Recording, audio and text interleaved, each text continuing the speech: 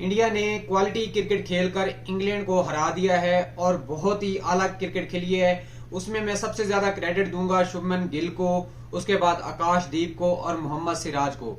इन तीन प्लेयरों ने ओवरऑल तो सारी टीम ही अच्छी खेली है, लेकिन जो इन तीन प्लेयर ने क्रिकेट खेली है वो आउट क्लास खेली है। उसमें शुभमन गिल के 440 रन, एक टेस्ट में 440 रन, दो इनिंग्स में 440 रन बहुत ज्यादा होते हैं, जिसमें एक 269 था और 161 था। ये दो स्कोर थे। जबकि मोहम्मद सिराज के पहले इनिंग्स में 6 विकेट और आकाशदीप की पहली इनिंग्स में 4 विकेट, और फिर आज आकाशदीप की 6 विकेट और मोहम्मद सिराज की 1 विकेट। आज तो आकाशदीप ने क्या कमाल बॉलिंग की है और क्या कमाल की इन स्विंग, और जिस तरह से वो बॉलिंग कर रहा था और जिस तरह से उसने विकेटें निकाली हैं, क्या कमाल की। बिल्कुल इंग्लैंड को आउट क्लास कर दिया है। इंग्लैंड ने भी बहुत कोशिश की है, वो भी ड्रा की तरफ नहीं जाना चाह रहे थे। उन्होंने भी कोशिश की है कि ये मैच हम जीतें। जिस तरह से उन्होंने तेज खेलने की कोशिश की है, लेकिन इंडिया की बॉलिंग के आगे उनकी एक नहीं चली। पिछले मैच में उन्होंने इंडिया के मुंह से मैच निकाल लिया था अपनी सिर्फ बैटिंग की वजह से, लेकिन इस बार इंडिया जो है वो बिल्कुल तैयारी के साथ आया था और उनको पता था कि इन्होंने ड्रा की तरफ नहीं जाना, इन्होंने जाना है जीतने की तरफ, और ये मारने धारने की कोशिश करेंगे और ये जीतने की कोशिश करेंगे। और यही पॉइंट है इंडिया के लिए, इसी तौर पे वो विकेट निकाल सकते हैं। लेकिन जब आप डिफेंड करना चाहें तो एक दिन था, आप एक दिन रोक सकते थे, लेकिन इंग्लैंड का ऐसा कोई इरादा नहीं था और इसी चीज ने फायदा दिया इंडिया को, और इंडिया ने इस चीज का भरपूर फायदा उठाया और उसी तरह से बॉलिंग करवाई।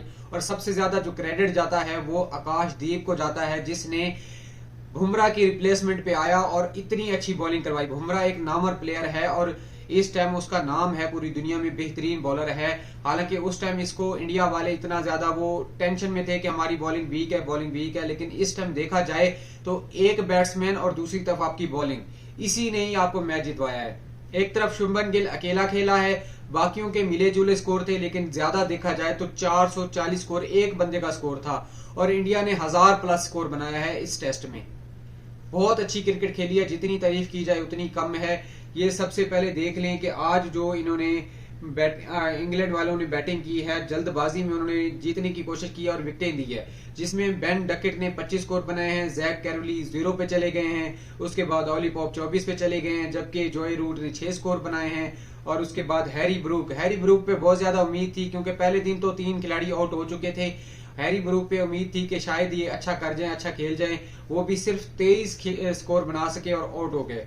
और उसके बाद जेमी स्मिथ ने 88 स्कोर बनाए हैं, ये सबसे ज्यादा स्कोर इसी का है। उसके बाद वॉक्स ने 7 स्कोर बनाए, जबकि ब्रैंडन केज ने 38, जबकि जॉस टोंग ने 2 और शुएब बशीर ने 12 स्कोर बनाए हैं। 271 स्कोर पर इनकी ऑल टीम आउट हो गई है। जबकि इंडिया की अगर बॉलिंग की तरफ देखा जाए तो आकाशदीप ने बिल्कुल खुड्डे लाइन लगा दिया इंग्लैंड वालों को, 6 खिलाड़ियों को आउट कर गया और 4.67 की इकॉनमी, इतनी अच्छी इकॉनमी के साथ उसने बॉलिंग करवाई है। उसके बाद मोहम्मद सिराज ने 1 विकेट निकाला है, जबकि प्रदेश कृष्णा ने 1 विकेट, रविंद्र जडेजा और वाशिंगटन सुंदर ने भी 1-1 विकेट निकाला है।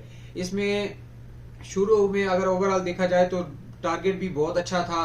हालांकि इंग्लैंड को जिस तरह इंग्लैंड बैटिंग करती है तो वो जीतने की तरफ कोशिश थी उनकी कि शायद हम जीत जाएं, लेकिन इस टारगेट तक वो नहीं पहुंच चुके, जो कि 536 रन का टारगेट था। इस टारगेट तक वो नहीं पहुंच सके, इसलिए इंडिया को एक और जीत और इंग्लैंड को ये एक हार नसीब हुई है। और ये सीरीज अब 1-1 से बराबर होगी। 5 मैचेस की सीरीज है, ये 1-1 से बराबर हो गई है।